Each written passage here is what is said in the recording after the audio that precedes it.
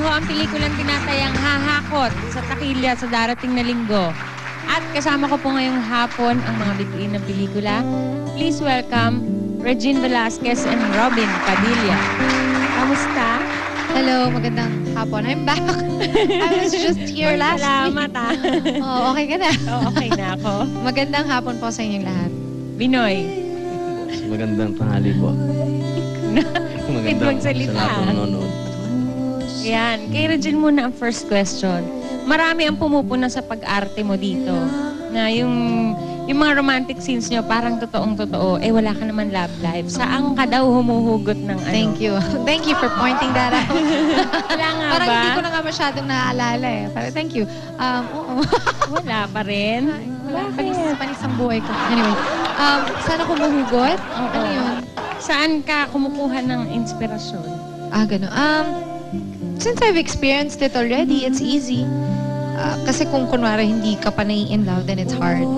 But since, syempre na-experience mo na yun, then dun nang gagaling yun. Pero sa akin, it's still more of the way I do it kasi acting talaga. So, hindi ka ganun sa totoong buhay? Ganun din. Sweet ka ba? Ha? Sweet ka? Hindi ko alam eh. Ang masyadong alam pagka ba kung sweet na-in-love ba ka, ako. kinakantahan mo rin yung lalaki. Oo, contact niya sa telepono. sarap sa naman. telepono. Yung ganun. Kay Robin naman, yung image mo dito, parang clean boy, hindi ka bad boy. Bakit? Gusto mo yan talaga? Clean naman ako talaga eh. Hindi, itsura lang yung clean doon. Pero bagay sa'yo. Ayos lang ang buho ko doon. Maganda lang yung pananamit. Pero rugged pa rin ako sa pelikula. Kamusta naman siya katrabaho? Si Ma'am? Si Regine. Aba eh, wow. Napaka-generous na sa amin lahat. Napaka-bait niya, professional. Ilaw ng tahanan. Hindi ka ba na in love? Siya ilaw. Pagka eksena nyo, sweet kayo, sweet na sweet siya. Pagkatapos sa eksena, Galit. bahala ka na sa buhay mo. Galit-galit. Hindi ka na in love sa kanya? Ikaw, meron kang tatak kasi na bawat katrabaho mo, na-in love ka eh. Hindi. Ha? Chismis lang yan. Oo. Sino naman ang hindi may in love? My goodness gracious. Bakit hindi? Sino nga ang Bagay hindi naman may in kayo. love sa kanya? Dahil Ako nga, in napakaganda. love na ako eh. Delikado yan. Paborito ko yan, si Regine. Chef, kaya lang ayoko mabigo. Ako ang taong ayoko mabigo. Ayun. Alam ganun. kong nagtanong-tanong ako eh. Kung ano yung mga tipong lalaki. Ano nga ba Last yung week. tito mo? Wala ba sa kanya? Maitim. Hindi naman po ganyan. Ako, wala na akong ano eh. Hindi naman sa bumaba na yung standard ko or anything, but I don't like really believe in yung kung ano yung gusto mo. Usually, kung ano yung Oo. gusto mo, hindi mo naman nakukuha eh. Totoo. Pag dumating sa'yo, minsan opposite ng gusto mo, Opposite di ng ba? gusto mo. And sa akin, ang paniniwala ko ngayon, pag tumibok yung puso mo, yun na yun, diba? Yun na yun. It Correct. doesn't matter kung pangit, gwapo, mayaman, mahirap. It doesn't matter anymore. Importante yung pagkatao. Mm-mm. Ano ang pinaka... Pagkataong pag-uusapan eh, tao ko. Naman! Taong-tao. Mukha lang dyan robot, pero tao yan. Anong pinaka-attractive kay Binoy bilang lalaki? Kung kakalimutan mo na may asawa na siya at mga anak ka, bilang lalaki. Sa akin?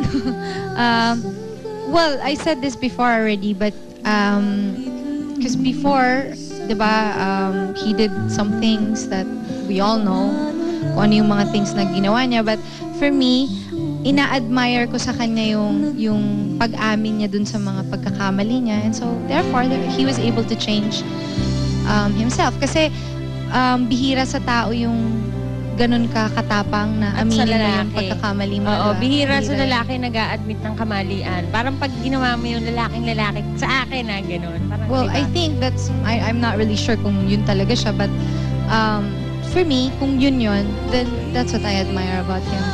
Ikaw naman, ano yung trait ni Regine? Na kung makikita lang ng lalaki, siguradong mapapalinya ka ng kailangan ko'y ikaw. Bukod sa napakaganda niya at napakagaling niyang kumanta. Mamaya 2,000 mo. 3,000 na to. Okay, fine. Talaga pong napakabait na generous talaga. Sa lahat ng tao sinasabi yun. minsan may nangyari na nadidinig lang niya na gusto ng isang tao ng gano'n. Magugulat ka na isang tao, isang araw, meron siya regalo sa'yo. Yung makeup artist namin, alam mo, drama yun. Kulang lang ng camera, director. Pagkabigay niya ng makeup, wow, humagulgol. Sino yan? Ako, muntik na rin ako kasi niregaluhan niya. Nadidinig daw niya na, may nagsabi siguro sa kanya na mahilig ako sa Armani. Hindi pa kasi ako nagkakaroon nun eh. Binigyan ka. Niregaluhan ako ng Armani. At madami ha, hindi isa. Wow, kailangan makatrabaho ko si Regine. Pero alam mo, Binoy, ako generous Hindi din pa ako. tapos. Pero iba binibigay ko. Hindi financial, hindi material. Iba. Pagmamahal. Tawa ka dyan. Bakit nga ba wala ka pa ring love life, Regine? Ano ba yung hinahanap mo sa isang lalaki? Siguro kasi I still enjoy what I do right now. Lagi ko sinasabi na kasi wala akong time. But then, in real life, pag nakita ko na yung taong mamahalin ako at mamahalin ko, I'm sure I will find time. Di ba? Ganun naman yun eh, di ba? Kahit na pasabihin mo na busy ako ngayon. Pero Talaga? Pag nandiyan nakita mo? You will make time. I'm Pati sure si, of it. Mang Jerry tatablayan. Hindi ko na siya papansinin. Hindi, ganun. Siguro lang, hindi pa dumadating, hindi pa siya ready sa akin. Oo nga, mukha. Ang hirap, parang ang hirap mong... Sa akin kasi parang hindi naman madaling, ayoko naman sabihin parati na humahana. Parang ang pangit naman nun. Parang Oo, dadating na lang yung dumadating na lang yun. Tsaka parang, kung walang dumadating talaga, anong gagawin mo, diba? Pagdating, sabihin mo sa akin, na. Promise. Kay Robin, ano yung trait ni Regine? Hoy, nabasa ko na yung kanina. Ano ba? Yan, balik na rin mo. Kasi pag may guest na lalaki, nalilito. Tuloy akong napapahiya. Charing. Bakit nga ba wala? Ay, nabasa ko na rin din eh. Nako, pagalitan itong si Mara. Paano ka na-convince ni Regine na gawin yung single niyo? Kumanta ka. Oo. Talaga, sa bagong... Niligawan bagong ko yan. Niligawan ko, diba? Ang tagal bago ko napasagot.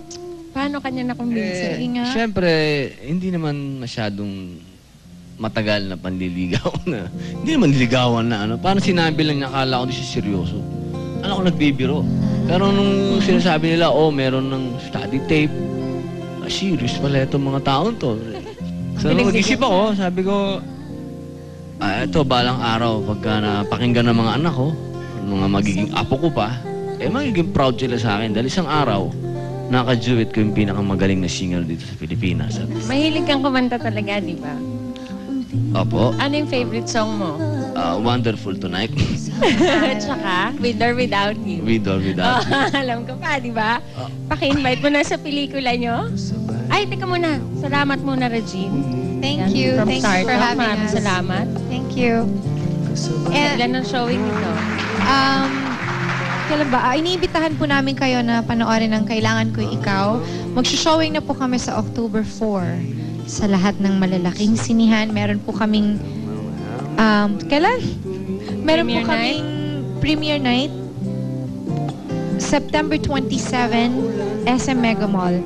9 and 10. Cinema 9 and 10. So, yeah. Robin.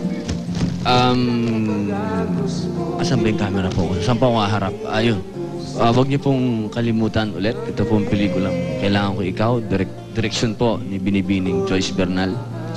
Talaga pong napakagandang pelikula para po sa bata, matanda, lalaki, babae, tomboy, alanganin. Sabihin po natin kung ano. Para po sa ating lahat to. Mag-i-enjoy po kayo. May in love po kayo. Yes. And also, can I also invite them? Because I'm going to have a show on nga. October 6 at the Westin Philippine Plaza. It's called Classic? Songbird Classic. Classic Songbird. Sana mapanood nyo. It's October 6 at the Westin Philippine Plaza. Sana makanood ako. Pero itong sine na to, pelikula na to, panonoorin ka talaga to. I'm sure makaka-relate ako. Diba? Kasi yung, ano mo, you and your husband. Correct. Yes. At lahat tayo ay may mga pangangailangan. At sa tingin ko, mas madali itong matutugunan kung magiging sensitive tayo sa pangangailangan ng ibang tao. Parang tayo. Kinailangan nyo ng inspirasyon para makaraos kayo sa krisis ng buhay. Aba, hindi ako nagdalawang isip na ialay ang sarili ko sa inyo. Kaya ngayon, meron na rin ako ng mga kailangan ko sa buhay. May title pa ako, di ba? Ito po ang inyong pambansang pampagana. At magbabalik po ang style.